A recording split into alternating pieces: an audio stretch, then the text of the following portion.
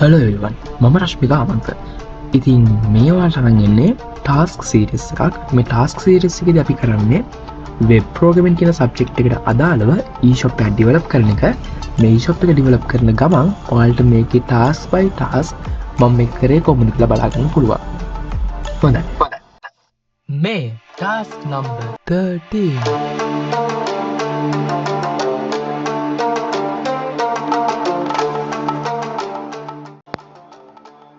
right. අපි දැන් කතා ගන්න රෙස්පොන්සිව් ප්‍රඩක්් රජිස්ට්‍රේෂන් පේජයක් කොම්ද අපි හදාගන්න කියලා.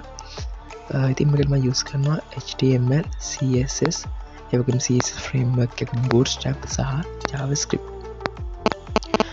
ඉතින් අපල මේ කොම්ම UI පාටික ඩිවලප් කරලා තියෙන කියලා අම්මලම හෝම් පේජ් එකට ගියලා my eShop කියන drop down menu එක හරහා මම යනවා my products කියන එකට. මෙතනට දැන් අපි රෙජිස්ටර් කරලා තියෙන products බලා ගන්න පුළුවන්. සහ මෙතන අපේ රයිට් සයිඩ් එකේ උඩ පැත්තේ තියෙනවා ඇඩ් ප්‍රොඩක්ට් කියලා බටන් එකක්. මම බටන් එක ක්ලික් කරන්න. රයිට් මේ තමයි ෆයිනල් අවුට්පුට් එක ප්‍රොඩක්ට් රෙජිස්ට්‍රේෂන් පේජ් එකේ. ඉතින් ප්‍රොඩක්ට් රෙජිස්ට්‍රේෂන් පේජ් එක ගැන කතා කරාම මේකේ බොහොම සිම්පල් ලුක් එකක් තියෙන්නේ. ඒ වගේම ගොඩක් ඔප්ෂන්ස් තියෙනවා ප්‍රොඩක්ට් එකට අදාළව. අපි එකකින් කතා කරමු මොනවද මේ කියලා. මුලින්ම අපිට කැටගරි සෙට් කරගන්න පුළුවන්. දැනට ඇඩ් කරගත්ත කැටගරිස් මෙතන ලිස්ට් වෙනවා. සිලෙක්ට් කැටගරි කියන drop down menu එක හරහා මෙන්න මේ විදිහට. මෙතන දැන් මම ඇඩ් කරගෙන තියෙන කැටගරිස් කීපයක්. සාමාන්‍යයෙන් තියෙන ඔබේ බ්‍රෑන්ඩ් සෙට් කරන්න අපිට බ්‍රෑන්ඩ් සෙට් කරගන්න පුළුවන් අපේ කම්පැනිස් එක ඩීල් කරද්දී. මේ තියෙන දැන් මම ඇඩ් කරගත්ත ඩමි බ්‍රෑන්ඩ්ස් කීපයක්.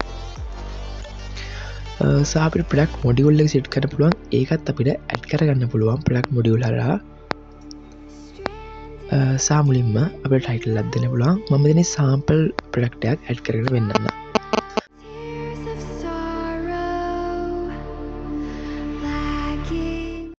මම ටයිටල් එකක් දෙන්න.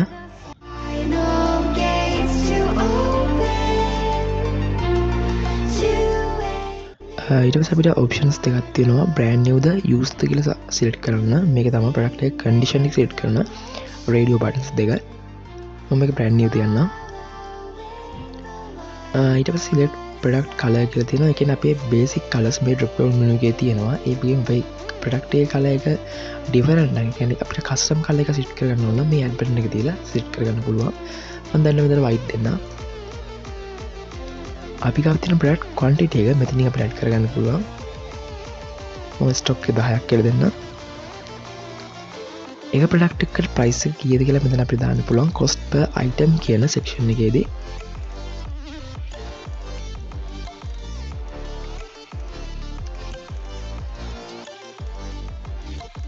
ඊළඟට අපි approve payment method තියෙනවා. ඒ section එක දැනට හැදෙන ගමන් තියෙනවා. මොකද file තමයි payment method add කරන්නේ.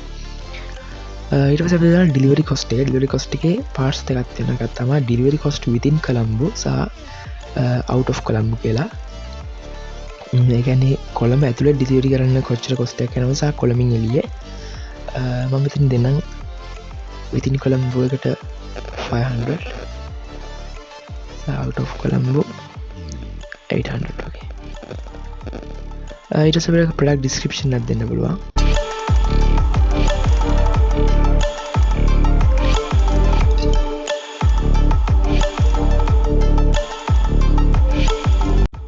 සහ ෆයිනල් අපිට product images 3ක් ඇඩ් කරන්න වෙනවා.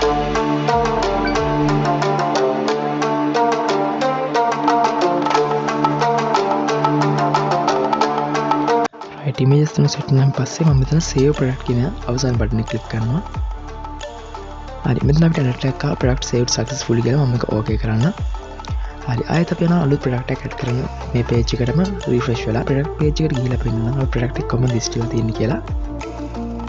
right මේ first page එකේ product items 6යි පෙන්නන්නේ. අපිට second page එකක් create වෙනවා. මම second page එකට ගිහිල්ලා පෙන්නනවා.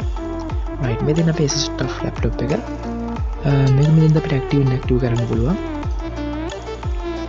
අපි දැන් අපේ home page එකට ගිහිල්ලා බලමු product එක කොහොමද display වෙන්නේ කියලා.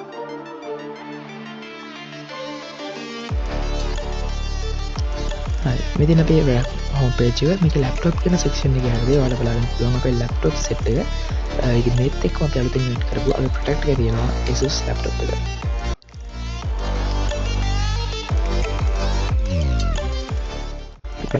right right මේ දින අපේ ඇඩ් ප්‍රොඩක්ට් එකේ back end part එක එහෙම නැත්නම් අපි UI එකට දාලා write කරපු coding section එක.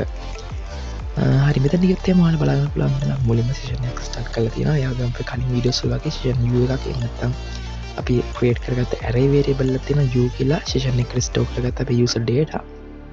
මේක ESET ද කියලා බලනවා. ESET නම් විතරයි අපි මේ code එක run කරන්නේ. එහෙම නැත්නම් අපේ user log කරලා නැහැ කියන එකෙන් අදහස් වෙන්නේ අපේ user product එක add කරන්න බෑ කියන එක. ඉතින් ඔයාලා පේනවා මෙතන pure CSS use කරලා නැහැ. මේක use කරලා තියෙන්නේ මම CSS වල framework එකක් වෙන bootstrap. ඒ වගේම මේ ඔක්කොම headings සහ columns මම bootstrap use කරලා ගොඩක් stylish කරලා නැහැ. right ඉතින් finally මේ විදිහට තමයි අපේ product add product කියන section එක create වෙන්නේ. ඔයාලා මේ headings එකෙන් දාලා තියෙන දේ බලන්න පුළුවන්.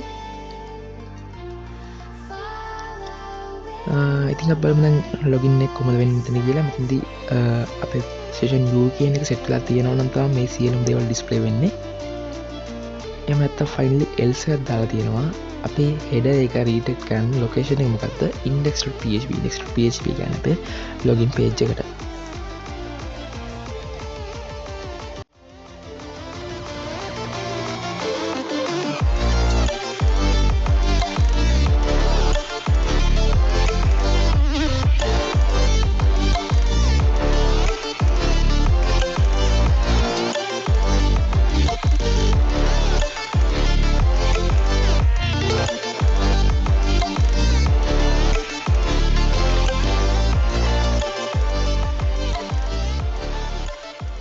So ඉතින් මේ විදිහට තමයි අපේ task number 12 එක finish වෙන්නේ. task number 13 එක හම්බෙමු.